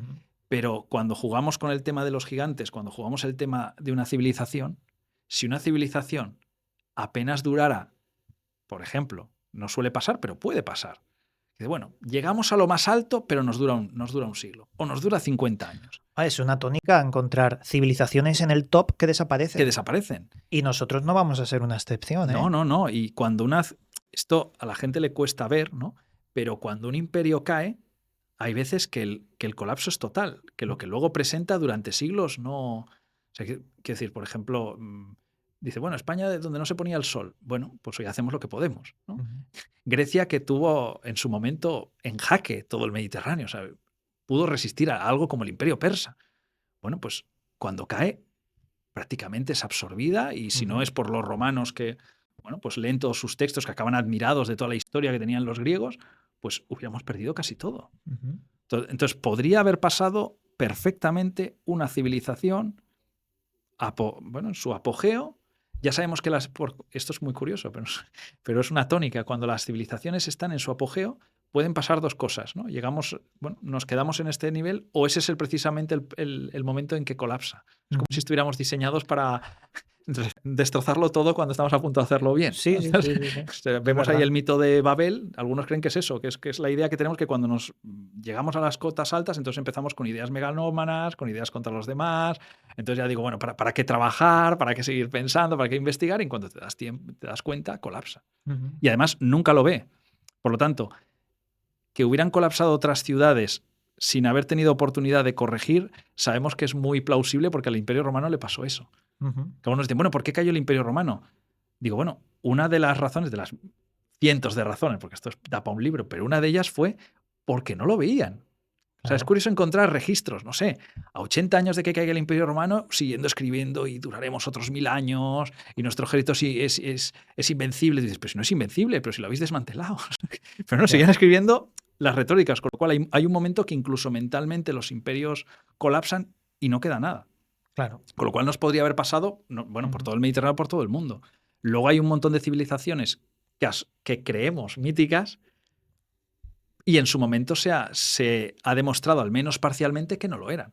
Ujú. La antigua Troya siempre se creyó que era un cuento, hasta que fueron a investigar, ya claro, con herramientas modernas, así es fácil, ¿eh? Pero con herramientas modernas, a buscar los lugares, y dijeron, bueno, he encontrado al menos 7 proto-Troyas. Ujú. No una, sino 7 candidatos si las quieres. Yo he estado en una de ellas, allí en Turquía, y pude ver con mis ojos todo el mito convertido en realidad. O sea, algo que se pensaba mentira, mira, al final sí queda real. Claro. Para- ¿Hubo guerra? ¿No la hubo? Eso ya no Vamos, lo eso sé, ya no ¿no? lo sabemos. Pero que probablemente los navegantes pasarán por ahí historia tras historia, exagerando probablemente, ¿eh? Probablemente esos muros que salen, lo diré, en la Ilíada, a lo mejor no eran tan grandes, no lo sé. O para ellos les parecía muy grande porque ellos no tenían, ¿no? Entonces volvemos con lo de la otra edad, ¿no? Esto lo han tenido que hacer los dioses. Bueno, pues no los dioses, ¿no? Las murallas ciclopias sabemos que en principio no lo hicieron los dioses. Claro. Solo que eran tan grandes y, sin entender esa tecnología, eran dioses. Con lo cual, ¿cuántas ciudades que la mitología las considera hechas por los dioses o regalos de los dioses o no sé qué, no éramos nosotros mismos, que nos hemos olvidado de cómo lo hiciéramos? Claro. Entonces, cuando me preguntas por civilizaciones, en España es muy curioso con el tema de los gigantes, que toda bueno, tiene hasta un nombre jocoso entre investigadores, ¿no? Que es arqueología megalítica. Sí. ¿Sí? ¿Por qué? Porque esos megalitos, en vez de que el pueblo crea que lo hicieron sus propios antepasados, siempre asumía que lo habían hecho los gigantes. Bueno, el Stonehenge se pensaba que era entre mitos artúricos y en la historia de Merlín, y un gigante que puso ahí los monolitos. Efectivamente. Entonces, bueno, la gente del pueblo, en vez de pensar eso lo hicieron mis antepasados, tendía a pensar como, por ejemplo, Menorca, bueno, pues es pequeñita, pero tiene la suerte de que le quedan muchas de esas construcciones, ¿no? Pues hay una que es, bueno, la llaman la Taula de Torralba, en que además tiene una forma circular, con lo cual en el pueblo alimentó la idea de que no era solo algo circular, sino que era un lugar en que se reunían los gigantes. Que por tanto, en un tiempo pretérito, volvemos a esa primera edad, había otra civilización que había gobernado la isla en vez de los humanos. Con lo cual, ¿y si el mito nos está diciendo algo exagerado, pero con un sustrato real? Bueno, no hubo gigantes. Bueno, a lo mejor no hubo gigantes, pero ¿y civilización no? Claro. Y antepasados que sí que llegaron a una tecnología aceptable para el momento. El tema de, a la que has mencionado los megalitos, es muchísimo más complejo. Porque ya no hablamos de piedras muy grandes. Tampoco hablamos de cómo las pusieron ahí.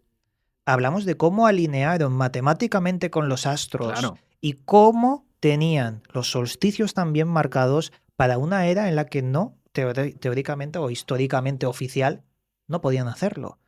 O sea, la arqueoastronomía es ultra compleja. Sí, muchísimo. Y es lo que más me fascina. Yo he escrito, mi segundo libro ha sido de esto. Viajé por todo el mundo buscando megalitos, lo llamaba los templos estelares, por el trasfondo de lo difícil que es para una civilización tan antigua de alinearlo todo como un reloj. Claro. Recuerdo en Escocia, el norte de Escocia, unas islas que tenían como algo parecido al Stonehenge, pero mucho más sofisticado. Se unían todos como relojes. ¿Cómo pudieron hacer eso? Claro, es otro misterio, un gran misterio, yo diría. Sí, porque, claro, aquí lo que sucede es que hay veces que dicen, bueno, pero nosotros también lo podemos hacer. Y digo, ya, pero caballeros, que usted está en 2026. Claro. O dicen, bueno, los egipcios lo hicieron. Digo, vale, te puedo comprar que los egipcios tenían una técnica muy depurada, miles de trabajadores, cuando no esclavos, etc. Ya, pero es que hay veces que construcciones, bueno, vamos a decir que bastante potentes, lo han hecho, no sé si, bueno, civilizaciones teóricamente muy atrasadas tecnológicamente. A ver, el antiguo Egipto no tenía rueda ni hierro, ¿verdad? Claro, es ¿Y que cómo es eso. pudieron hacer estas Es cosas? eso. Uno dice, bueno, con miles de trabajadores, sí, bueno, todo eso está muy guay, pero quiero decir, con miles de trabajadores tú puedes levantar muchas piedras. Sí. Bien. Pero el tema es que tú tengas la idea suficiente de que te apetezca que la pirámide entre la luz en determinado momento para la deidad no sé qué. Y tiene que entrar la luz diferente, me lo estoy inventando completamente, pero el día 12 de noviembre, porque nos gusta y ahí dentro habrá un gato y le iluminará. Entonces, bueno, esto ya no es solo cargar piedras. No, claro. Esto hace falta, bueno, pues arquitectos de alto nivel, bueno, gente además que sepa de astronomía, porque bueno, si no sabe cuándo son los eclipses o cuándo son los cambios de estaciones o cómo gira el sol alrededor, pues no lo va a hacer bien. Entonces dice, bueno, ¿nosotros lo podemos hacer hoy? Sí, pero animo a que alguien lo intente. Claro, claro, claro. Dice, bueno, ¿lo podemos hacer hoy? Digo, sí, todos los humanos. No. O sea, quiero decir, incluso hoy, valga la redundancia, sería una obra faraónica. Sería muy difícil. O sea, Hoy con nuestra tecnología es bueno, muy complejo. es que hoy podemos llevar piedras, sí, todo lo que usted quiera, que las podemos cortar con elementos y ya sé que las podemos llevar incluso si queremos friquear en avión, sí, todo lo que tú quieras. Pero luego, una vez haya que ponerse a hacer esa obra arquitectónica, a nosotros nos resultaría muy difícil. Con lo cual, que esa gente tuviera esa tecnología, pues dices, oye, hay diferentes opciones, pero una de las que se ha abrazado, oye, ¿y si la historia de Egipto como gente lista, vamos a decir, empieza un pelín antes de lo que creemos? ¿Y si no hay, y si en la historia no hay esta especie de siempre explosiones que existen? Existen ciudades o civilizaciones que, bueno, no llaman mucho la atención y de repente se suman una serie de factores y crecen, pero no es lo normal. Lo normal es, Claro. se requiere tiempo para una civilización. Entonces, ¿Conoces los mitos de los Sem-Sunor? no, creo que no. Antes de la era de los hombres en el antiguo Egipto y antes, bueno, posteriormente de la era de los dioses, había algo entre medias que eran los seguidores de Horus, los Sem-Sunor. Eran como semidioses. Es un periodo de la historia que queda recogido en los cánones reales de Turín, porque tú sabes que hay un registro antiguo de quién gobernó cuántos Sí, claro, años, tal. Sí. Pues los dioses también figuran en esa lista. Y entre medias están los seguidores de Horus. Te lo preguntaba porque es muy misterioso, no hay mucha información. Es como una era anterior a los hombres, pero posterior a los dioses, una mezcla muy interesante. Estoy buscando datos al respecto. Pues fíjate que la, es como, a ver, ¿cómo lo podríamos decir? Es como algo impreso en nuestro ADN mitológico, si lo quieres decir así, porque en muchas culturas aparecen estas etapas diferenciadas y hay una obsesión total con que antes del ser humano, bueno, o los dioses eligieron a otros, o había otros que eran una amenaza para los seres humanos, y se deja muy claro que esa gobernanza, o llámalo como quieras, es imposible para el devenir de los hombres. Vale. Eso se deja muy claro. Por ejemplo, bueno, el caso más paradigmático quizá es el de la Biblia, cuando, bueno, digamos que la Biblia no explica toda la historia, pero si uno lee el libro de Enoch y hace así, aunque esté mal, pues termina de encajar, ¿no? Porque dice, bueno, la Biblia es verdad que habla de los Nefilim de una manera un poco... Sí. Aquí los cuento y digo, no me deje así, pero no vuelven a aparecer. O aparecen de una forma muy rara, porque aparecen una vez los Nefilim y luego vuelven a aparecer como, este es descendiente de los Nefilim. Digo, ya, pero ¿y qué son los Nefilim? ¿No? Me he leído la Biblia y no me ha quedado muy claro.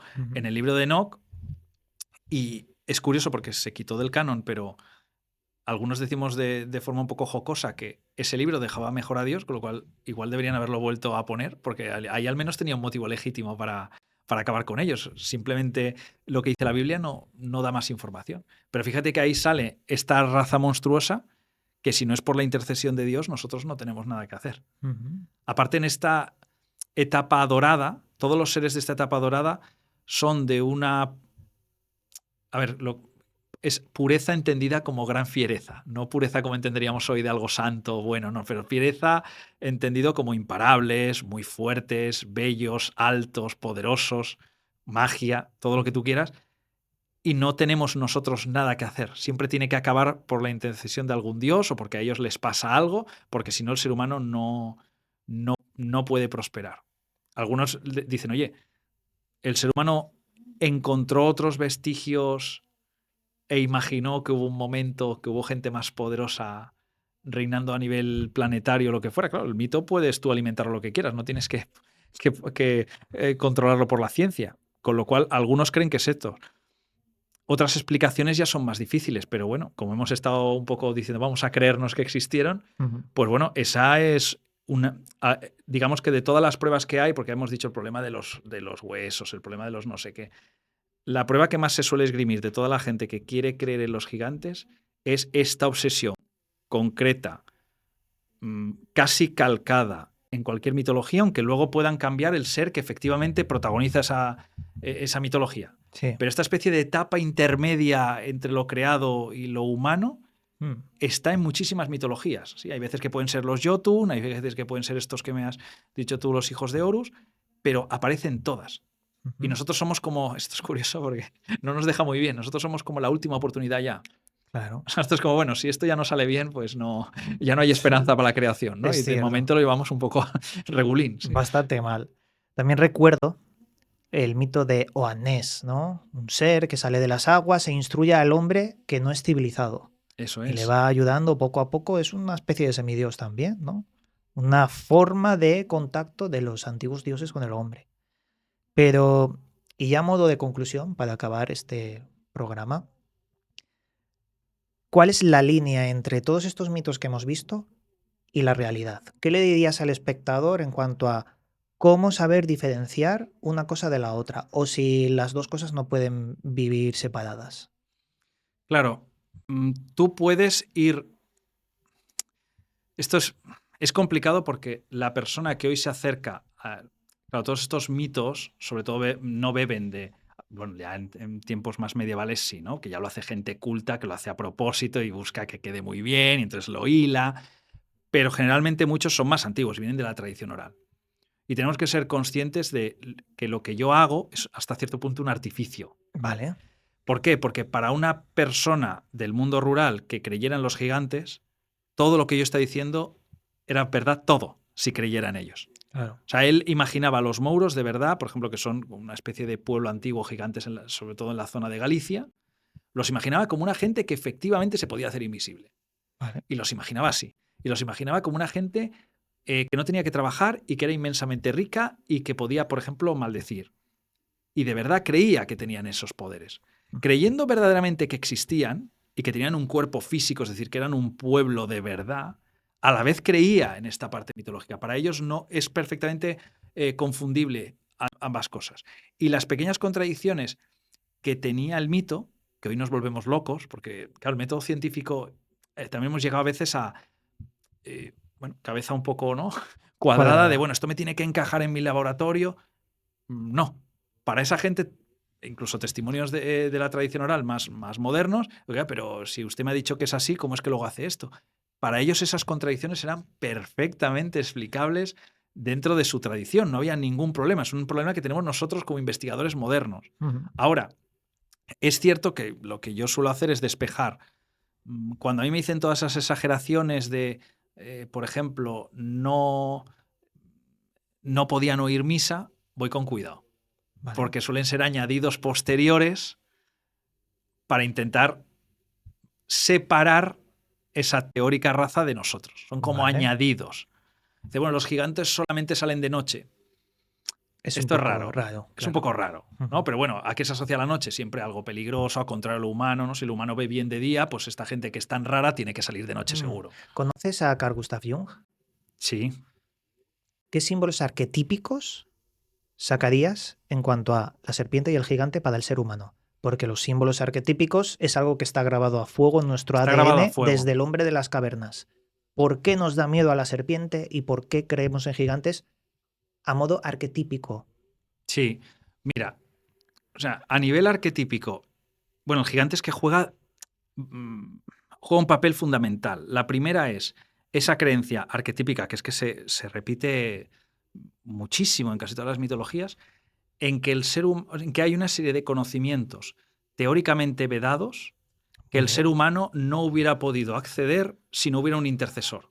Vale. Hay unos conocimientos malos, perniciosos, que ya hemos hablado de la serpiente, hemos hablado de querer hacer preguntas, de querer, por ejemplo, contactar con los muertos. En algunas tradiciones está bien, en otras es como, esto no se hace, ¿no? El muerto se fue y lo que él sepa tiene que saberlo él, tú no. Entonces, esa parte perniciosa. Pero hay una parte bondadosa, vamos a decir, de luz, pero que son conocimientos que por alguna razón la mitología nunca termina de explicarlo muy bien, pero da la sensación de que el ser humano no hubiera llegado por su propia mano. Vale. Y aquí es donde aparece este arquetipo de este ser redentor que de alguna manera, depende de la tradición, transgrede o no.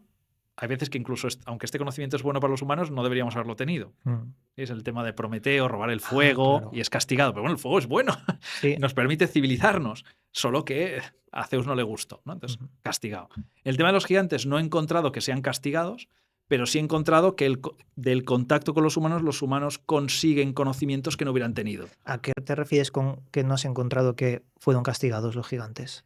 Me refiero que del contacto entre gigantes y humanos no parece que nadie estuviera en contra de que los gigantes enseñaran lo que enseñaron a los humanos. Hombre, los Nefilim fueron ahogados, claro, los Nefilim fueron por ahogados, la ira de Dios, por tener descendencia con las hijas de los hombres. Lo que pasa es que, claro, ahí Dios se excusa diciendo que de la unión entre los ángeles y los humanos, y luego ya se va complicando, ¿eh? Al principio son ángeles humanos, pero luego ya son gigantes entre ellos, con lo cual vamos fastidiándola. Parece que tienen un apetito tan voraz, tienen un salvajismo tal que va a ser el fin de los hombres. Entonces decide castigarlos, destruirlos, ahogarlos. Claro, pero ahí asociados, digamos, a la teología cristiana, ¿no? Pero en la tradición, por ejemplo, más, no sé decir española porque se me tiran encima, ibérica, esto es curioso, los malos somos nosotros. En la tradición relacionada con el pueblo antiguo me he encontrado muchas historias en que somos nosotros los que engañamos a los gigantes y les robamos el trigo. Vaya. Y por eso podemos cultivar. Sí. Somos nosotros los que espiamos. Bueno, como en la historia de Lovelock, que quemamos al gigante en la cueva. Sí. Como te he comentado antes. Sí. O sea, resumiendo mucho, el arquetipo del gigante es la sabiduría, el poder y el aspirar a que hay algo superior a nosotros. Claro. Algo más perfecto, quizás. Sí, es una relación a la vez sabiduría y mistérica, porque ya sabes que toda religión, incluso las teologías convencionales que conocemos hoy, tienen esa parte mistérica, sin las cuales la religión no puede existir. Tiene que haber una parte muy racional, porque si fuera completamente irracional nadie creería. Porque gente dice, no, es que creer es irracional. No puede ser. Pues si no, nadie creería. Claro. Tiene que tener una parte muy bien fundamentada racional, que al menos a ti te parezca aceptable, y luego siempre hay esa pequeña dosis que la necesita cualquier creencia, que es la parte mistérica. Vale. Bueno, pues la parte mistérica es toda esta alegoría, perdón, de que los gigantes tienen aperos de labranza de oro, que son guardianes de tesoros, que son guardianes de secretos, que puedes hacer un pacto con ellos para conseguir cosas que no deberías poder conseguir de forma natural. Por ejemplo, si te daban oro, gente, bueno, me ha hecho rico. No, no. La mitología no dice eso. La mitología no dice que seas rico porque te dio el oro. Efectivamente, el oro lo podrás gastar. Pero el oro es un símbolo de buena fertilidad, prosperidad, ambición. Ese oro que te regalan los mouros salía que a una familia que le hubieran regalado oro los mouros, pues nunca sufrirían enfermedad y todos sus hijos serían válidos, atractivos, diríamos hoy, inteligentes. Muy bien. Bueno, aquello de Fortuna Audaces Juvat, pues bueno, todos audaces, ¿no? Todos con la diosa Fortuna, en el sentido de solo porque tu antepasado cumplió, este regalo es para todos tus descendientes. Si tu antepasado no cumplió, también me he encontrado leyendas al revés. Vaya. Castigo para todos tus descendientes. Ostras. Con lo cual, ese arquetipo de poder, de misterio. Y etcétera. En cuanto a la serpiente, ¿cuál es el arquetipo humano de la serpiente a nivel jungiano? Pues mira, hay varios.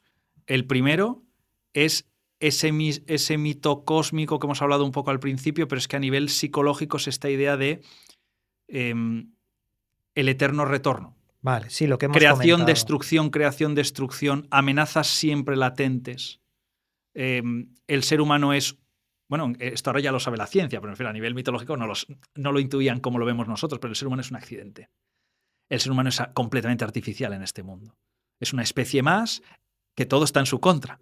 Siempre nos ha salido bien, pero el mitólogo, como hoy intuye el científico, es que no sabemos si para siempre. Con lo cual, el gran miedo de la serpiente es, bueno, la Tierra no es siempre nuestra aliada, la Tierra va creando y destruyendo, y hay un ciclo que siempre se repite. Hay cosas que mueren, cosas que nacen, y no sabemos en cuál nos toca a nosotros. Claro. Entonces, ese miedo del dragón también es eso, ese miedo de ha habido un principio, pero puede haber un final. Entonces, el ser humano también, a través de estos mitos, le ayuda un poco a mantener la humildad, ¿no? Sí. Y también servía para enseñar a los niños. Decir, bueno, ten cuidado todo lo potentes que seamos porque un terremoto nos saca de en medio igual, ¿no? Claro, Entonces, bueno, papá, pero si somos el imperio griego, ¿por qué tienes miedo? Bueno, tengo miedo porque un terremoto nos destruye igual. Entonces, hay ese miedo de ese mal latente que siempre vuelve. Para acabar te voy a decir algo sobre un concepto. Tú conoces qué es la criptozoología. Sí. ¿Tú sabes por qué nunca se va a poder transformar en una ciencia? ¿Nunca se va a aceptar como algo científico? Porque hay animales que están casi extintos, que hay pocas unidades de estos animales y como hay pocas, se construye una leyenda y un mito al respecto. Claro. Por eso, la criptozoología nunca será una ciencia porque muchos de estos animales se convierten en leyendas necesariamente. Así que es un campo de estudio muy interesante porque convertimos en algo real los mitos y leyendas cuando estudiamos esta extraña arte de la criptozoología. ¿Qué te parece? Pues sí, va un poco por ahí porque hay veces que el viaje es al sentido contrario de lo que imaginamos, ¿no? Hay veces que dices, bueno, como esta gente no podía, no sé qué decirte, explicar la lluvia, ¿no? Pues inventaron al Nuberu, ¿no? Un gigante que conjura en algunas zonas de Galicia y de Asturias porque conjura las tormentas, ¿no? Y por eso llueve, porque hay un gigante enfadado. Bueno, se puede ser una, ¿no? No hay nada y yo relleno huecos. Pero es que no es la primera vez que la leyendística del viaje es al revés. Hay algo que es real, no nos gusta, nos da miedo, nos da vergüenza, a veces incluso, y lo transformamos en una especie de cuento. Muy bien. O sea, el tema de los sacamantecas fueron reales. Lo que pasa es que fueron casos tan espantosos, daban tanta vergüenza. Y dices, oye, que tampoco está pasando en 1200, sino que te pasa en 1800 y pico, 1903.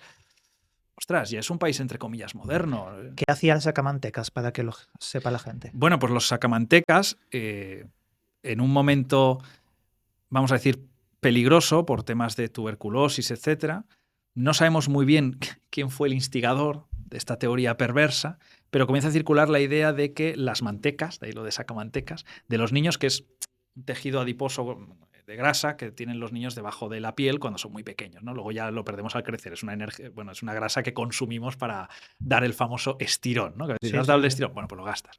Bueno, pues comienza a circular la idea de que o beber sangre de los niños o comer estas mantecas o cocinarlas bueno, a veces es más complicado, hay que hacer un brebaje, ya sabes, ¿no? El tema de brujería siempre está por ahí, ¿no? Sí, sí. Te puede curar la tuberculosis o detener el envejecimiento y etcétera.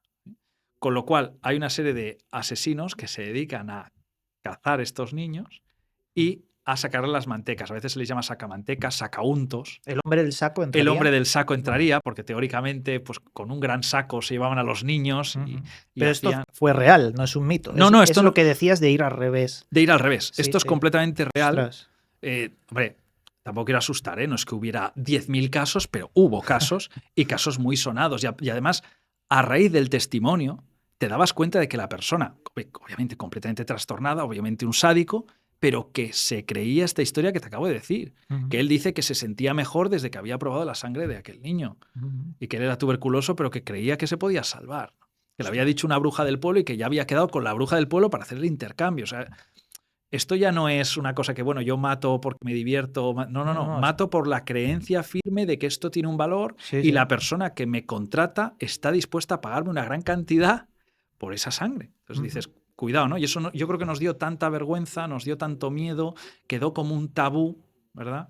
Que lo hemos convertido al revés. A mí mi abuelo siempre me lo contaba, ¿no? En paz descanse, me decía, cierra la puerta porque no vaya a ser que se cuele el hombre del saco. Sí, nos lo han dicho a todos. Y yo lo veía como un cuento infantil, ¿no? Al final lo hacías. Porque decías, el coco. Y el coco, vendrá el coco y te comerá, ¿no? Había la cancioncita. Bueno, ahora sabemos que hubo un sustrato real. Con lo cual muchos pensamos que estas criaturas de la criptozoología, con perdón, que quizá midan la mitad de lo que dice la criptozoología, ¿no? Que igual no comen no sé qué y comen otra cosa. A lo mejor crees que era carnívora y era herbívora. O sea, este tipo de contradicciones puede existir. Pero que muchos creemos que algunos de estos animales, al menos los menos fantasiosos, quizá han existido y después los hemos convertido en una leyenda. Al ya no recordar cómo eran, al ya no recordar sus hábitats. El mero hecho de que hay pocos ejemplares se convierten en leyenda necesariamente. Claro. Hasta que te encuentras uno, como el diablo de Tasmania pasó, y se convirtió en algo real. Efectivamente. Y la falta de información hace que el ser humano, por desgracia o por suerte, pues rellena los huecos. ¿Quién sabe si Nessie del lago Ness fue un dragón, ¿no? O un plesiosaurio. O un plesiosaurio o cualquier tipo de reptil hoy perdido. Claro, dice, bueno, es que la leyenda ya habla de una especie de reptil. A veces dicen que es una culebra, a veces dicen que es un no sé qué. O sea, bueno, habían ¿no? muchos lagos allí en Escocia que hablaban de los kelpies anteriores al monstruo del lago Ness y era prácticamente lo mismo. Claro. Un bicho que te agarraba y te ahogaba. Por eso digo que, bueno, puede haber pasado como el hombre del saco y si hubo alguna especie de reptil hoy perdido, hoy extinto. ¿Quién sabe? Es lo más plausible, ¿no? Al final el ser humano inventa, pero no tanto, siempre hay un sustrato. Pues Pablo, muchas gracias por esta charla. Yo creo que ha sido muy interesante. Hemos navegado por la simbología, por el mito y yo creo que a la gente le habrá gustado mucho. Así que te doy las gracias, Pablo. Nada, vosotros. Encantado de estar en el programa y que seguro que más gente ha disfrutado con estas historias que yo creo que nos acompañan siempre y de algún modo también nos vehiculan siempre. Parece que no, pero como has dicho lo de los símbolos, nos quedan dentro de alguna manera. Esos arquetipos también modulan quiénes somos. Claro. Pues dicho esto, amigos, como siempre, os mandamos un cálido abrazo y nos veremos próximamente.